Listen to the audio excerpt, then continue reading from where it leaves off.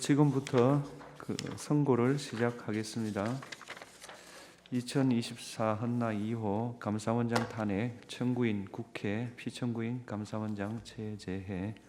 이 사건은 피청구인이 직무집행에 있어 헌법이나 법률을 위반했는지 여부, 파면 결정을 선고할 것인지 여부에 관한 것입니다.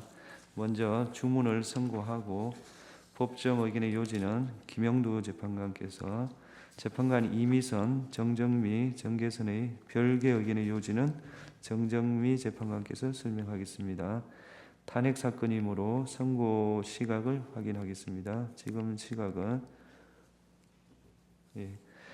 주문, 이 사건 심판 청구를 기각한다. 법정 의견의 요지를 말씀드리겠습니다. 국회는 피청구인 감사원장이 크게 4가지 사유에서 헌법 및 법률을 위반하였다는 이유로 탄핵 심판 청구를 하였습니다. 그것은 첫째로 감사원의 독립성을 훼손하였다는 것이고, 둘째, 국민권익위원장 등에 대한 감사가 표적감사라는 것입니다. 그리고 셋째로 감사원장으로서 의무를 위반한 것들이 있다는 것이고, 넷째로 국회의 자료 제출 요구를 거부한 것이 위법하다는 것입니다. 먼저 첫 번째 소추 사유인 감사원 독립성 훼손에 관련하여 피청구인에게 탄핵 사유가 인정되는지 여부를 말씀드리겠습니다.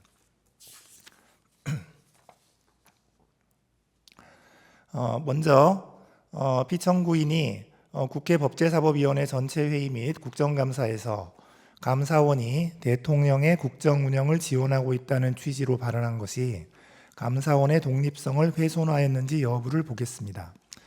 위 발언의 전체적인 내용, 통상적 의미와 용법, 문맥과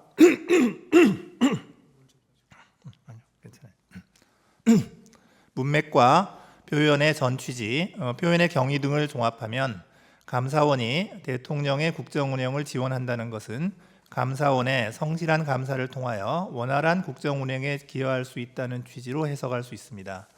위 발언이 대통령과의 관계에서 독립성 및 중립성을 포기하고 감사를 편향적으로 시행한다는 의미였다고 단정하기 어렵습니다.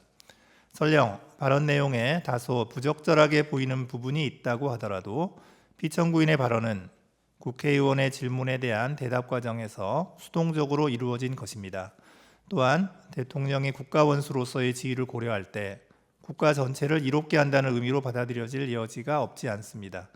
이러한 사정을 종합하면 피청구인의 발언이 감사원의 독립성이나 감사 기능에 대한 국민의 신뢰를 실추시킬 우려가 있는 것이라고까지 평가하기는 어렵습니다. 따라서 피청구인의 발언이 감사원의 직무상 독립을 규정한 감사원법 2조 1항, 국가공무원법 63조의 품위 유지 의무에 위반된다고 볼 수 없습니다. 다음으로 피청구인이 공익감사 청구 처리 규정을 개정하여 국무총리에게 공익감사 청구권을 부여하는 것이 감사원의 독립성을 훼손하였는지 여부를 보겠습니다. 감사원법 23조는 선택적 회계검사 사항에 대하여 국무총리의 요구가 있는 경우 검사를 할 수 있도록 정하고 있습니다. 위 규정은 감사원의 권한 범위를 명확히 함으로써 일반인이나 민간 기업 등이 과도한 감사 부담을 지는 것을 막기 위한 것이고, 국무총리의 감사 청구권을 제한하기 위한 조항이라고 보기는 어렵습니다. 따라서 이 사건 훈령 개정을 통하여 국무총리에게 공익감사 청구권을 부여한다고 하여 감사원법 23조에 반한다고 볼 수는 없습니다. 국무총리의 감사 청구가 있어도 감사의 개시 및 범위에 관한 독자적 판단 권한은 여전히 감사원에 있습니다. 또한 행정각부를 통할하는 국무총리에게 공익감사 청구권을 부여하면 여러 부처가 관련되어 있거나 그 소관이 불분명한 사무의 경우 국무총리에 의한 감사 청구가 가능해지므로 공익감사 청구 제도가 활성화될 수 있습니다. 따라서 국무총리에게 공익감사 청구권을 부여하는 것이 감사원의 직무상 독립이나 정치적 중립성을 상실시키는 것이라고까지 평가할 수는 없습니다. 그러므로 이 사건 훈령 개정이 감사원법 2조 1항에 반한다고 보기 어렵습니다. 이와 같이 이 사건 훈령 개정이 헌법 및 감사원법에 의하여 부여된 감사원의 직무 범위나 권한의 실질적 변동을 초래한다고 보기 어려우므로 감사원의 직무 범위 등을 법률로 정하도록 한 헌법 100조에 반한다고도 볼 수 없습니다. 감사헌법 12조 1항 1호는 감사원의 감사 정책에 관하여 감사위원 회의의 의결을 거치도록 규정하고 있습니다. 이 사건 훈령 개정이 감사의 기본 원칙이나 대상 방식 등에 관한 감사 정책을 변경한 것이라고 보기는 어렵습니다. 따라서 피청구인이 감사위원 회의에 의결을 거치지 않고 이 사건 훈령 개정을 하였다고 하여 감사헌법 12조 1항 1호에 반한다고 볼 수는 없습니다. 국무총리에게 공익감사 청구권을 부여하는 것이 감사원의 독립성과 중립성을 훼손하여 국민 전체를 위한 공익 실현에 반하는 결과를 초래한다고 볼 수 없는 이상 피청구인이 공무원의 성실 의무를 규정한 국가공무원법 56조를 위반하였다고 볼 수도 없습니다. 마지막으로 기록상 피청구인이 이 사건 훈령 개정 과정에서 자신의 직무 권한에 속하는 사항에 관하여 그 권한을 위법 또는 부당하게 행사하였다는 사정이 확인되지도 않으므로 형법 123조를 위반하였다고 볼 수도 없습니다. 다음으로 피청구인이 국무총리에게 감사 청구권을 부여하는 내용의 감사헌법 개정을 업무 계획으로 추진하여 감사원의 독립성을 훼손하였다는 소추 사유에 관하여 보겠습니다. 기록에 의하면 피청구인이 감사원장에 취임한 이후 수립된 2022년, 2023년 업무 계획에는 위와 같은 내용이 포함되어 있지 아니합니다. 따라서 이 부분 소추 사유는 인정되지 않습니다. 다음으로 정의용 전 국가안보실장 등에 대한 수사 요청이 감사원의 독립성을 훼손하였는지 여부에 관하여 보겠습니다. 기록에 의하면 감사원은 사드 배치 지연 의혹에 대한 감사 과정에서 정의용 등 4인에게 각 직권남용 혐의 등의 혐의가 인정된다고 보아 수사 요청을 한 사실이 인정됩니다. 감사헌법에 따르면 감사원은 감사 결과 범죄 혐의가 인정될 때에는 이를 수사기관에 고발하여야 하고 위 수사 요청에 따라 현재 일부 혐의자에 대하여는 압수수색 영장이 발부되어 수사가 진행 중입니다. 그렇다면 위 수사 요청이 정치적 중립성을 상실한 것으로서 감사헌법 2조 1항 및 국가공무원법 56조에 반한다고 볼 수 없습니다. 청구인은 탄핵심판 청구 이후 사드 배치 지연 의혹에 대한 감사가 공익감사 처리 규정 등을 위반하였다는 취지의 주장을 추가하였습니다. 그러나 이는 탄핵소추 의결서에 적시되지 않은 사유이므로 위 주장에 대해서는 판단할 수 없습니다. 두 번째 소추 사유인 권익위원장 등에 대한 감사와 관련하여 피청구인에게 탄핵 사유가 인정되는지 여부를 말씀드리겠습니다. 먼저 그 감사 목적이 위법하여 법률 위반이 되는지 여부에 관하여 보겠습니다. 권익위원회는 법률에 따라 설치된 행정기관으로서 감사원의 직무감찰 대상에 포함됩니다. 권익위원회의 인사관리나 행정관리에 관한 사항은 물론 권익위원장을 포함한 소속 공무원의 위법 부당행위를 바로잡기 위한 대인감찰도 모두 감사원의 직무감찰 사항에 해당합니다. 따라서 이 사건 복무감사가 감사원의 권한 범위를 넘어선 것이라고 보기는 어렵습니다. 또한 이 사건 복무감사는 다수의 제보를 근거로 실시한 특정 사안 감사로 기관 정기감사와 목적 및 대상 등이 달라 두 감사가 시기적으로 근접하여 실시되었다고 하여 감사 목적에 반한다고 볼 수 없습니다. 권익위원장 개인에 대한 대인 감찰뿐 아니라 권익위원회의 행정사무에 관한 감찰도 포함되어 있어서 권익위원장의 사퇴를 압박하기 위한 감사였다고 단정하기도 어렵습니다. 따라서 감사원법 2조 1항이나 국가공무원법 56조에 반한다고 보기 어렵습니다. 이어서 피청구인이 감사위원 회의의 의결과 예고 통지 없이 이 사건 복무감사를 개시한 것이 위법한지 여부를 보겠습니다. 이 사건 복무감사는 감사원 특별조사국이 2022년 연간 업무 계획에서 정한 공직기강 확립, 공직감찰이라는 감사 운영 기본 방향에 따라 실시한 개별 감사입니다. 감사원 특별조사국에서 수행하는 대인 감찰은 감사 제보 등을 받아 상시적으로 이루어지므로 업무 계획에 구체적 감찰 사항을 특정하기 어렵고 대상 기관이 특정될 경우 감사의 밀행성도 유지하기 어렵습니다. 이에 감사원은 업무 계획에 상시 공직감찰 등 포괄적인 감사 사항만 기재하여 감사위원회의의 의결을 받고 구체적인 비위 혐의자 등이 담긴 개별 감사 계획은 감사원장의 결재를 받아 감사를 실시하고 있습니다.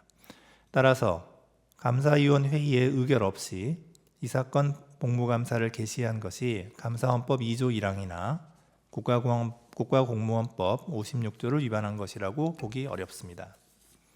한편 청구인은 피청구인이 이 사건 복무감사 전에 예고 통지를 하지 아니하여 사무처리 규칙을 위반하였다고 주장합니다.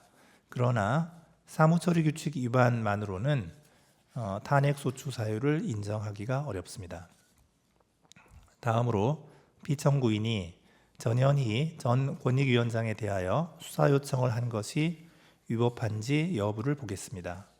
기록에 의하면 감사원은 권익위원장에게 감사원법 위반 및 직권남용 등의 혐의가 인정된다고 보아 수사 요청을 한 사실이 인정됩니다.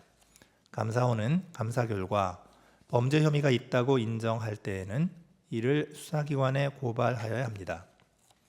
그런데 이 사건에서 제출된 증거만으로는 위 수사 요청이 객관적 사실에 반하는 내용이라고 단정하기 어렵습니다. 따라서 위 수사 요청이 현저히 자의적이라거나 정치적 중립성을 상실한 것으로서 국가공무원법 56조에 위반된다고 보기 어렵습니다. 청구인은 위 수사 요청이 감사위원 회의의 의결을 거치지 아니하여 사무처리 규칙을 위반하였다고 주장합니다. 그러나 사무처리 규칙 위반만으로는 탄핵소추 사유라고 인정하기 어렵습니다. 감사 보고서에는 권익위원장의 근태 사안 등에 대한 문제점이 구체적으로 기재되어 있으므로 감사원이 최종 불문 결정을 하였다는 사정만으로 위 수사 요청이 객관적 사실에 반하는 허위 사실을 신고한 것이라고 보기도 어렵습니다. 따라서 위 수사 요청은 형법 156조의 무고죄에 해당한다고 보기 어렵습니다. 다음으로 이 사건 복무감사의 대상 및 진행 절차가 위법하였는지 여부에 관하여 보겠습니다. 청구인은 이 사건 복무감사의 대상 중 유권 해석 사안은 권익위원회의 고유 정책 업무에 해당하므로 감사 대상으로 삼을 수 없다라고 주장합니다. 그러나 행정기관의 사무와 그에 소속한 공무원의 직무는 특별한 사정이 없는 한 감사원의 직무감찰 사항이 됩니다. 감찰 대상인 사무나 직무의 범위도 제한이 없습니다. 따라서 유권 해석 사안에 대한 감사가 감사원법상 인정된 감사원의 직무 범위를 넘어선 것이라거나 국가공무원법 56조를 위반한 것이라고 볼 수 없습니다. 청구인은 피청구인이 강압적인 감사를 하고 이 사건 복무감사와 관련한 사항을 언론에 공개하여 감사원법 등을 위반하였다고 주장합니다. 그러나 이 점에 관해서는 구체적 사실관계의 특정이나 입증이 없으므로 이 부분 소추 사유는 받아들이지 아니합니다. 청구인은 가사도 민원 사안에 대한 감사가 이 사건 복무감사의 목적 범위를 벗어난 것이라고 주장합니다. 그러나 가사도 민원 사안에 대한 감사는 권익위원회의 업무 처리 절차가 적정하였는지 여부를 점검함으로써 공직기강을 확립하고자 한 것이었습니다. 따라서 그 감사가 이 사건 복무감사의 목적 범위를 벗어났다고 보기 어렵습니다. 그러므로 행정조사기본법 4조 1항 및 국가공무원법 56조에 위반되지 않습니다. 다음으로 이 사건 복무감사에 관한 감사보고서를 시행하는 과정에서 피청구인이 전산부서로 하여금 주심위원회 열람이 없이 감사보고서의 시행이 가능하도록 전자문서 시스템을 변경하게 한 행위가 위법한지 여부에 관하여 보겠습니다. 감사원 훈령인 감사사무 등 처리에 관한 규정에 따르면 감사위원 회의에서 감사 결과 처리안을 변경하여 시행하도록 의결된 때에는 주심위원회 열람을 받아 감사 결과를 시행하도록 되어 있습니다. 위 규정은 주심위원에게 실질적인 열람 결재 권한을 부여한 것으로 감사원장이나 다른 감사위원이 주심위원회 열람 결재를 대체할 수 있다고 보기 어렵습니다. 설령 주심위원회 협조를 기대하기 어려운 예외적 상황이 발생하였다고 하더라도 적법한 절차에 따라 관련 제도와 규정의 정비를 통해 문제를 해결하였어야 합니다. 그런데 피청구인은 오로지 감사 보고서를 즉시 시행시킬 목적으로 유효하게 시행 중이던 훈령 규정의 효력을 일시 정지시키는 내용의 방침을 전달하였으므로 감사원 훈령의 제정이나 개정 절차를 준수하였다고 보기 어렵습니다. 이는 피청구인이 법령상 허용된 권한 범위를 벗어나 주심위원회 열람 권한을 침해한 것이므로 국가공무원법 56조에 위반됩니다. 다만 피청구인은 감사 결과의 시행이 늦어지는 것을 막기 위해 부득이하게 이러한 조치를 취한 것으로 보이고 이를 통하여 감사 결과의 내용을 왜곡하거나 감사 결과에 부당한 영향을 미쳤다고 보기는 어렵습니다. 그렇다면 위법 부당의 정도가 직권남용에 이른 경우라고 단정하기 어렵고 피청구인에게 직권남용의 고의가 있었다는 점이 합리적 의심의 여지 없이 증명되었다고 볼 수 없습니다. 따라서 형법 123조의 직권남용죄에 해당한다고 보기 어렵습니다. 한편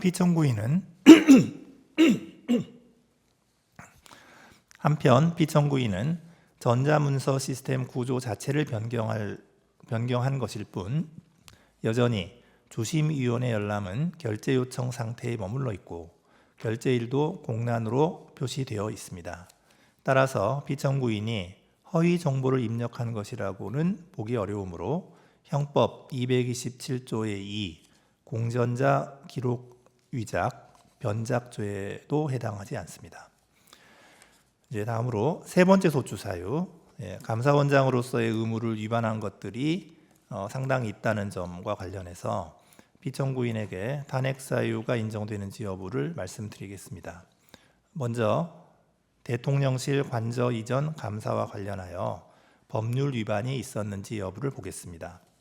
청구인은 피청구인이 감사 보고서에 국민감사청구심사위원회가 대통령실 관저 이전 결정 과정의 타당성에 관한 사항은 이 사건 감사 범위에서 제외하는 것으로 의결하였다라는 허위의 사실을 기재함으로써 허위 공문서를 작성하였다고 주장합니다. 그러나 감사 청구서 등의 기재 내용, 국민감사청구심사위원회의 심사 내용, 관련 법령이 정한 국민감사 청구의 대상 및 감사원의 직무감찰 범위 등을 종합적으로 고려하면 참여연대의 감사 청구 사항 중 대통령실 관저 이전 의사결정 과정의 직권남용 등 부패 행위 및 불법 여부에 관하여 실시하기로 한 감사의 내용은 대통령실 관저 이전 결정 과정에서 관련 법령이 정한 절차를 준수하지 아니한 법령 위반 행위가 있었는지 여부라고 보는 것이 타당합니다. 결정의 타당성이나 당부에 관한 사항은 감사의 범위에 속한다고 보기 어렵습니다. 따라서 감사 보고서에 기재된 내용이 허위라고 보기는 어렵습니다. 청구인은 피청구인이 불성실한 감사를 하였다고 주장합니다. 감사원은 대통령실 관저 이전 결정 과정에서 관련 법령이 정한 절차를 준수하였는지 여부에 관한 감사를 실시하였고 부실 감사라고 볼 만한 다른 사정은 보이지 않습니다. 청구인은 탄핵 심판 청구 이후 피청구인이 참여연대의 감사 청구 사항 중 대통령실 관저 공사업체 선정과 관련하여 법령 위반 등의 의혹이 있음에도 이에 관한 감사를 실시하지 아니하였거나 부실한 감사를 실시하였다는 취지의 주장을 추가하였습니다. 그러나 이는 탄핵소추 의결서에 적시되지 않은 사유이므로 이 주장에 관해서는 판단할 수 없습니다. 따라서 피청구인이 감사원법 2조 1항 및 국가공무원법 56조를 위반하였다고 볼 수 없습니다. 이어서 서해 공무원 피격 사건 감사와 관련하여 법률 위반이 있었는지 보겠습니다. 감사원이 작성 배포한 보도자료 중 청구인이 주장하는 부분이 군사 1급 비밀에 해당하는 사실을 인정할 만한 아무런 자료가 없습니다. 따라서 피청구인이 군사기밀보호법 13조 1항을 위반하였다고 보기 어렵습니다. 청구인은 탄핵심판 청구 이후 서해공무원 피격 사건 감사 자체가 감사위원회의의 의결을 거치지 않아 위법하다거나 위 보도자료 배포 행위가 감사 결과 공개에 관한 감사원 법령 등에 위반된다는 취지의 주장을 추가하였습니다. 그러나 이는 탄핵 소추 의결서에 적시되지 않은 사유입니다. 따라서 이 주장에 관하여는 판단할 수 없습니다. 위 감사와 관련하여 감사원은 국가안보실, 국방부 등 5개 기관 관련자에 대하여 직무유기 등의 혐의가 인정된다고 보아 수사 요청을 하였습니다. 감사원은 감사 결과 범죄 혐의가 있다고 인정할 때에는 이를 수사기관에 고발하여야 하므로 특별한 사정이 없는 한 수사 요청 자체가 위법하다고 보기는 어렵습니다. 다음으로 이태원 참사 감사와 관련하여 법률 위반의 점이 있었는지 보겠습니다. 이 부분 소추 사유는 피청구인이 2023년 연간 업무 계획에 이태원 참사 사건과 관련한 구체적인 감사 계획이 수립되어 있었음에도 그러한 감사 계획이 없다라는 허위 내용의 발언을 하고 같은 내용의 보도 참고 자료를 작성 배포하였다는 것입니다. 그런데 기록에 의하면 감사원은 2023년 연간 업무 계획에서 이태원 참사와 관련하여 구체적 감사 계획을 수립한 사실이 인정되지 아니합니다. 따라서 이 부분 소추 사유는 인정되지 않습니다. 다음으로 월성 원전 1호기 조기 폐쇄 감사와 관련하여 법률 위반의 점이 있었는지 보겠습니다. 이 부분 소추 사유는 피청구인이 감사원장으로 취임하기 전의 행위입니다. 그래서 피청구인의 감사원장으로서의 직무집행에는 해당하지 않습니다. 피청구인은 탄핵심판 청구 이후 청구인은 탄핵심판 청구 이후 피청구인이 위 감사와 관련한 판결에 불복하는 등 위법한 감사를 지속하였다는 취지의 주장을 추가하였습니다. 그러나 이는 탄핵 소추 의결서에 적시되지 아니한 사유이므로 이에 관하여는 판단할 수 없습니다. 다음으로 중앙선거관리위원회에 대한 감사와 관련하여 법률 위반의 점이 있었는지 보겠습니다.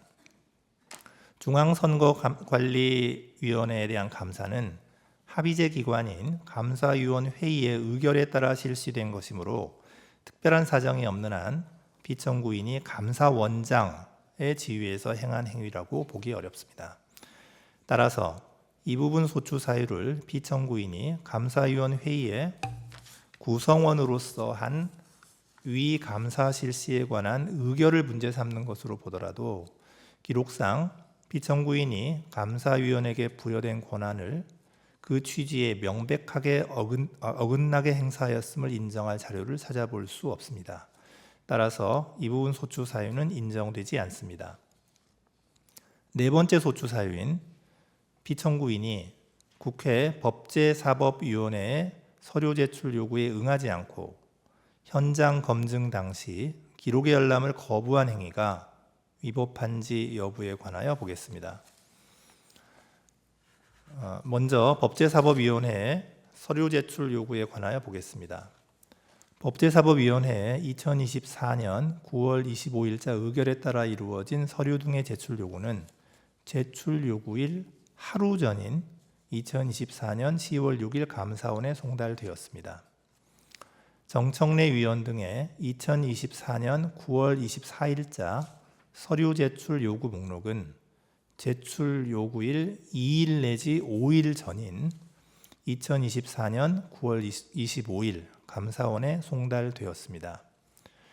위원회 제적위원 3분의 1 이상의 요구로 이루어진 전현희, 이성윤 위원의 2024년 9월 30일자 서류 제출 요구 목록은 제출 요구일 2일 내지 3일 전인 2024년 9월 30일 감사원에 송달되었습니다.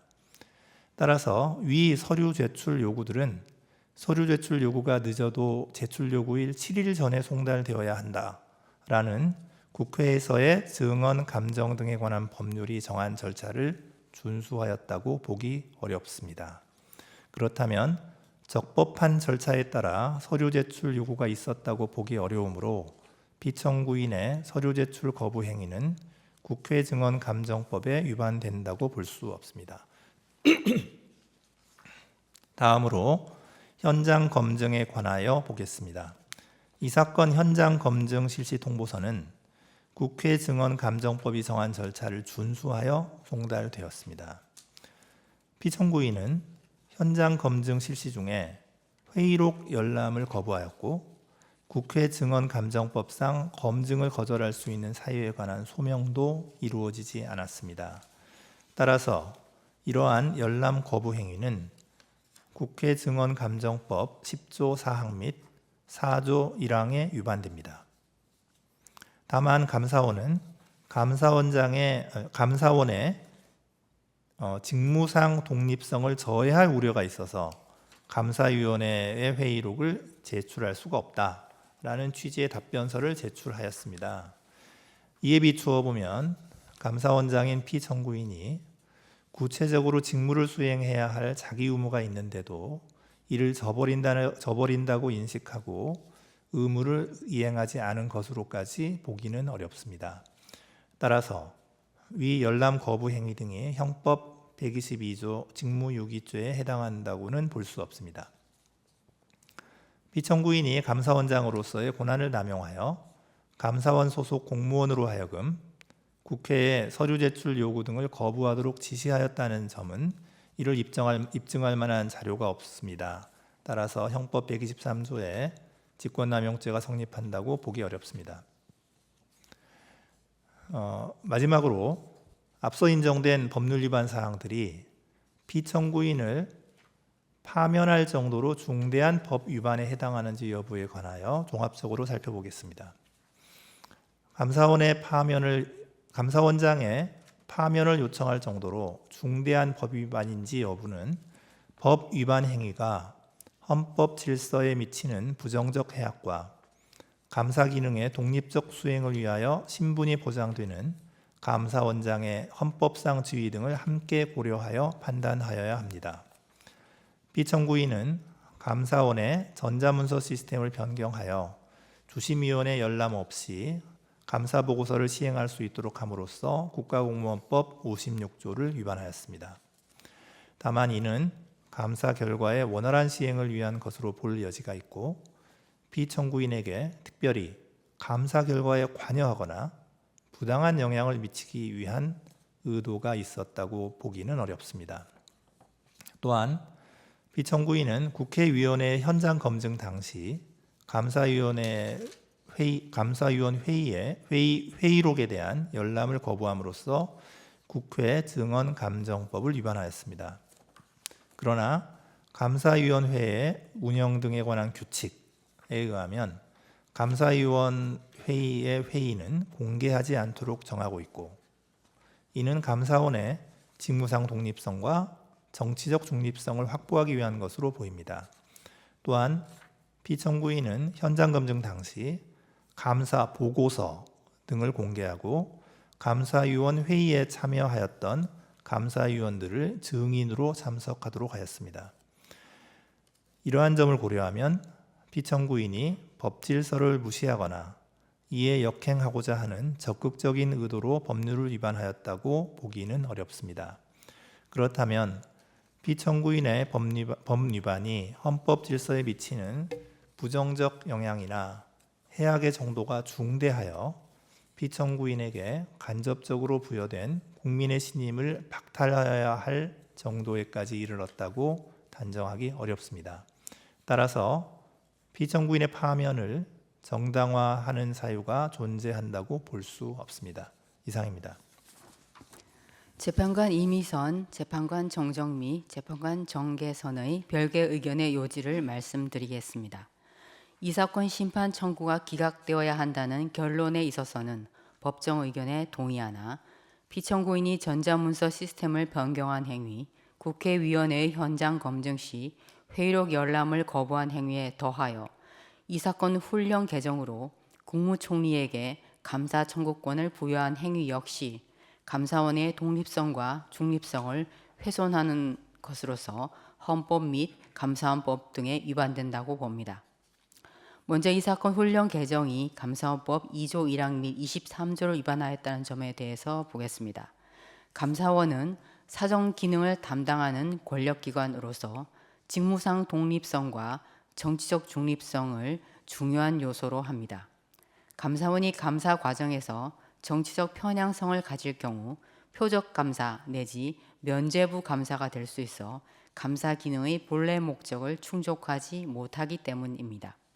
감사원의 독립성은 감사원의 전신인 심계원 설립 당시부터 보장되어 왔습니다. 헌법 및 감사원법은 감사원의 직무상 독립성과 중립성을 보장하기 위하여 감사원장 및 감사위원의 임기 보장, 신분 보장, 겸직 및 정치운동의 금지 등을 규정하고 있습니다. 다만 감사원은 직제상 대통령 소속 하에 있고 대통령은 감사원장 및 감사위원에 대한 임명권 등 감사원의 인적 구성에 관한 권한을 가지고 있어 감사원의 독립성과 중립성에 한계로 작용하고 있습니다. 그럼에도 피청구인은 이 사건 훈령 개정을 통해 대통령을 보좌하는 국무총리에게 공익감사 청구권을 부여하였는 바 이는 감사원이 지니는 위와 같은 독립성의 한계를 더욱 가중시킬 우려가 있습니다. 국무총리는 대통령을 보좌하는 행정부의 2인자로서 국정 전반에 관하여 대통령의 명을 받아 포괄적이고 종합적으로 행정 각부를 통할할 권한을 가지고 있습니다. 따라서 국무총리는 행정 각부의 장과 달리 행정 전반에 걸친 포괄적인 감사 청구가 가능합니다. 공익감사 청구 처리 규정에 의하면 감사원이 감사 개시 여부를 독자적으로 판단하여 결정하도록 하고 있으나 위와 같은 국무총리의 지위와 영향력을 고려하면 사실상 국무총리의 감사 청구가 있음에도 감사원이 감사 개시를 하지 않을 가능성은 기대하기 어렵습니다. 더구나 공익감사 청구 처리 규정은 국무총리로 하여금 감사 청구 시 감사원과 미리 협의하도록 규정하여 감사 방향에 관한 광범위한 행정 개입의 가능성을 증대시킬 수 있습니다. 따라서 이 사건 훈령 개정은 감사원의 독립성과 중립성을 훼손하는 것으로서 감사원법 2조 1항에 위반됩니다. 한편 감사원법 23조는 선택적 회계 검사 사항에 한하여 국무총리에게 감사 청구권을 부여하고 있습니다. 국무총리의 앞서 본 지위와 영향력, 헌법과 법률이 감사원의 독립성과 중립성을 보장하고 있는 취지 등을 고려할 때 감사원법 23조에 규정된 국무총리의 감사 청구권은 위 조항에 규정된 선택적 회계 검사 사항에 한하여만 제한적으로 인정된다고 해석함이 타당합니다. 따라서 이 사건 훈령 개정은 선택적 회계 검사 사항에 한하여 국무총리에게 감사 청구권을 부여한 감사원법 23조에도 위반됩니다. 다음으로 이 사건 훈령 개정이 헌법 100조, 감사원법 12조 1항 1호를 위반하였는지에 관하여 보겠습니다. 헌법 100조는 감사원의 직무 범위 등에 관한 사항을 법률로 정하도록 규정하고 있습니다. 국무총리의 감사 청구가 감사원의 기능 및 독립성에 미칠 부정적 영향을 고려할 때 국무총리에 대한 공익감사 청구권 부여는 감사원이 직무 범위에 관한 실질적 변경을 초래할 수 있으므로 이는 법률 개정을 통하여 이루어져야 합니다. 또한 감사원법 12조 1항 1호는 감사원의 감사 정책에 관하여 감사위원회의 의결을 거치도록 정하고 있습니다. 국무총리에게 공익감사 청구권을 부여하는 것은 감사원의 감사 대상이나 범위에 중요한 영향을 미치는 감사 정책의 변경 사항이라고 볼 수 있으므로 이는 감사위원회의 의결을 거쳐 결정하여야 합니다. 피청구인은 법률 개정 절차 내지 감사위원회의 의결 절차를 거치지 않고 이 사건 훈령 개정을 하였으므로 헌법 100조 및 감사헌법 12조 1항 1호를 위반하였습니다. 다음으로 훈령 개정이 국가공무원법 56조를 위반하였다는 점에 관하여 보겠습니다. 피청구인은 이 사건 훈령 개정을 통해 행정부가 감사원의 독립적인 업무에 관여할 수 있는 통로를 마련하고 감사원을 동원하여 정치적 목적의 감사를 할 수 있는 일말의 가능성을 열어주었습니다. 이는 감사원의 직무상 독립성과 정치적 중립성을 훼손하여 국민 전체를 위한 공익 실현에 반하는 결과를 초래하므로 국가공무원법 56조 위반에 해당됩니다. 끝으로 피청구인을 파면할 것인지에 관하여 보겠습니다. 법정 의견에서 본 바와 같이 전자문서 시스템 변경 행위와 회의록 열람 거부 행위만으로는 법 위반의 중대성이 크다고 보기 어렵습니다. 나아가 이 사건 훈령 개정 당시 피청구인에게 감사원의 독립성을 해할 적극적 의도가 있었다고 단정하기 어렵고 이 사건 훈령 개정 이후 국무총리에 의한 공익감사 청구가 실제로 이루어진 바는 없습니다.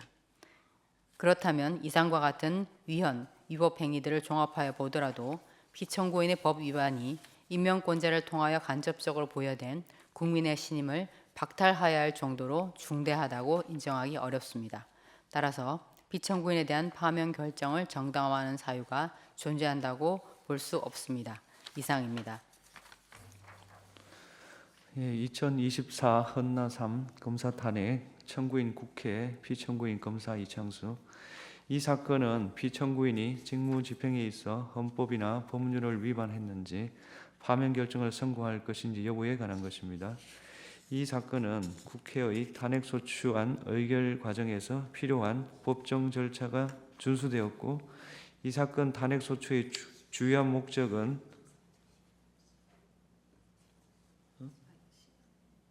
했어요. 줌을 먼저 낭독했어요. 주요한 목적은 헌법을 수호하기 위한 것으로서 부수적으로 정치적 동기가 내포되었다 하더라도 탄핵소추권이 남용되었다고 단정할 수 없습니다. 또한 이 사건 소추 의결서는 심판 대상을 확정할 수 있을 정도의 사실관계가 구체적으로 기재되어 있습니다. 탄핵소추 사유가 특정되지 않았다고 볼 수 없습니다. 피청구인이 도이치모터스 사건에서 김건희에 대한 수사 과정과 관련하여 헌법과 법률을 위반했는지 여부에 관하여 보겠습니다.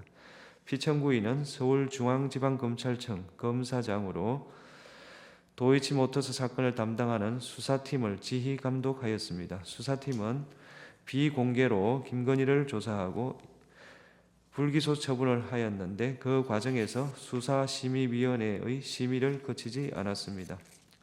검사와 사법경찰 간의 상호협력과 일반적 수사 준칙에 관한 규정, 인권보호 수사 규칙 등에 따르면 수사관서에 출석하여 조사받는 것이 현재의 곤란한 사정이 있으면 다른 장소에서의 조사를 고려할 수 있습니다. 현직 대통령의 배우자를 소환하여 조사하는 데 따르는 경호상 어려움, 유사한 전례에 비추어 볼 때 대통령 경호처 부속 청사에서 피의자 조사를 한 것이 부당하게 편의를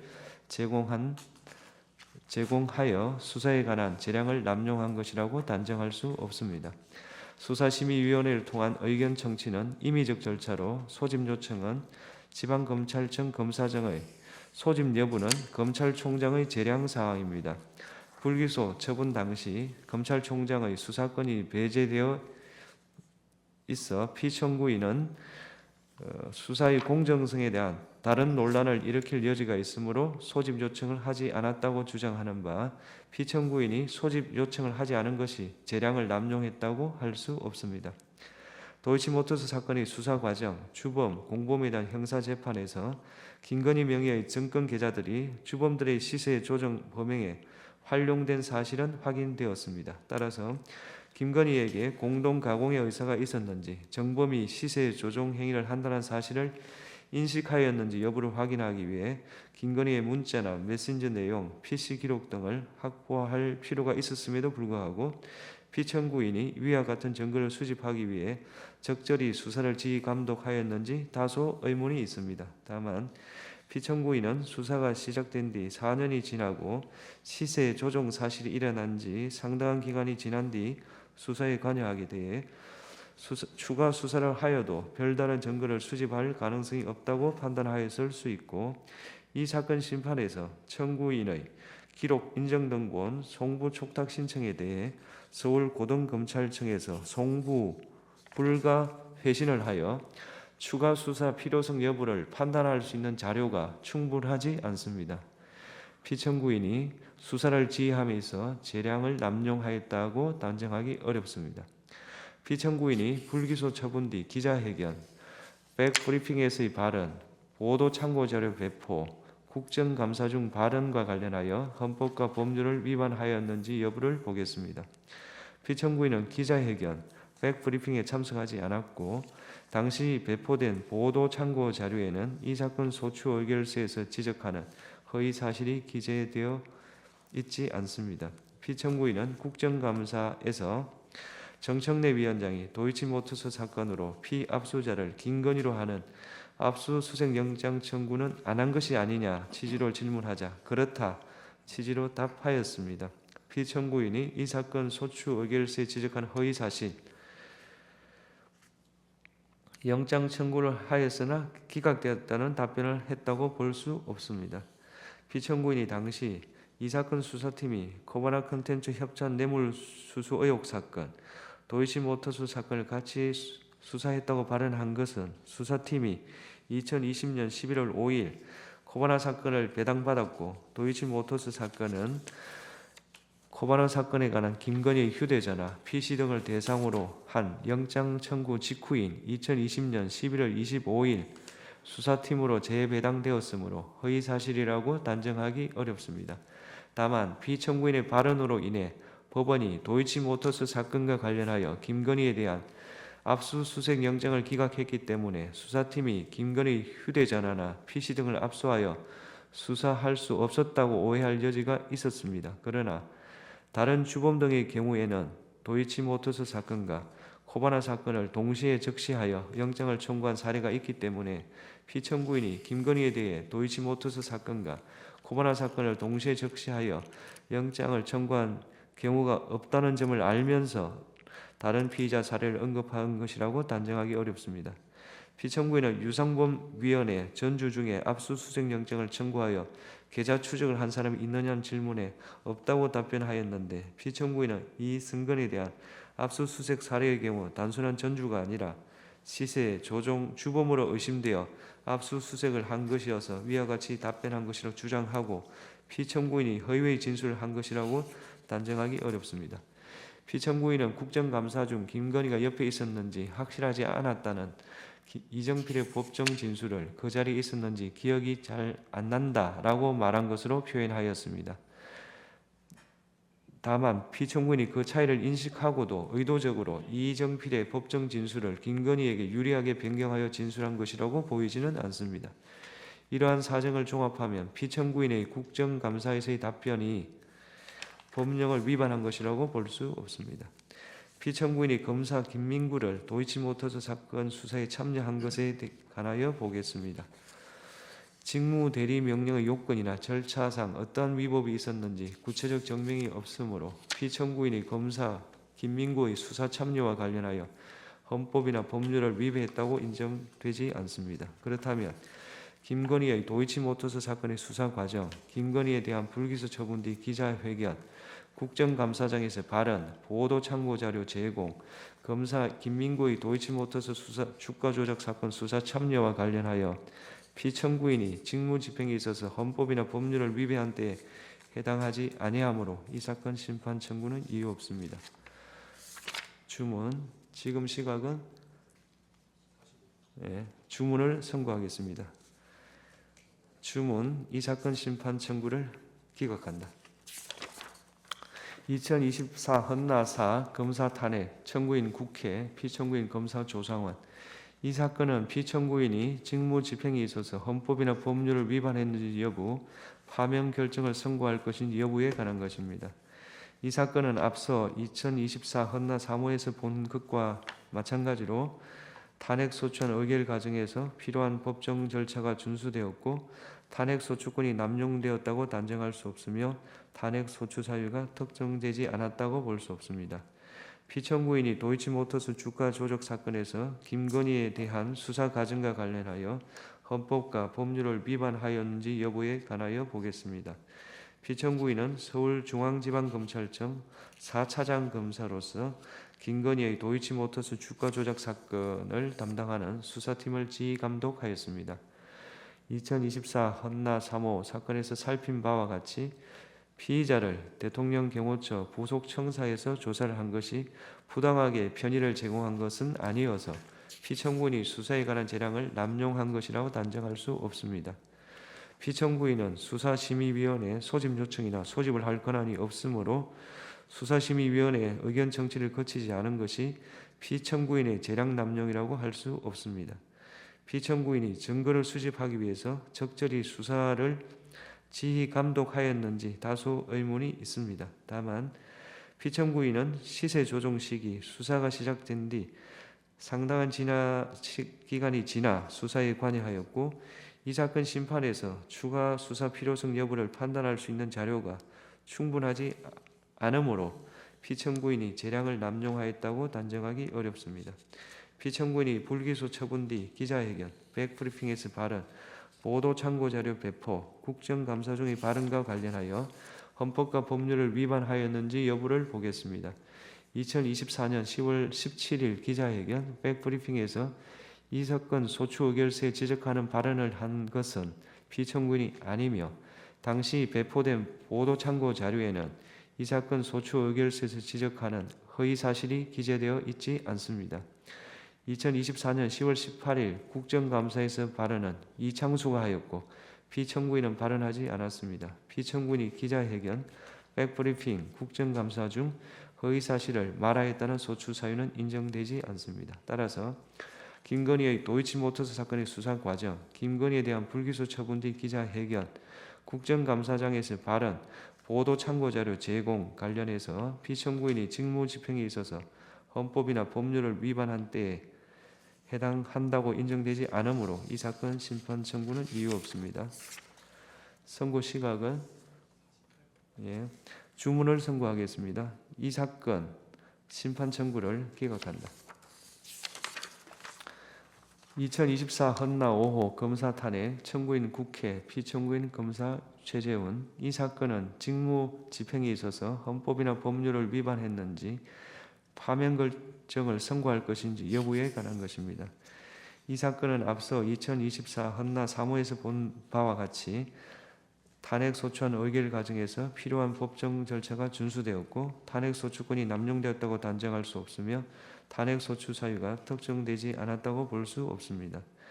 피청구인이 도이치모터스 주가 조작 사건에서 김건희에 대한 수사 과정과 관련하여 헌법과 법률을 위반하였는지 여부에 관하여 보겠습니다.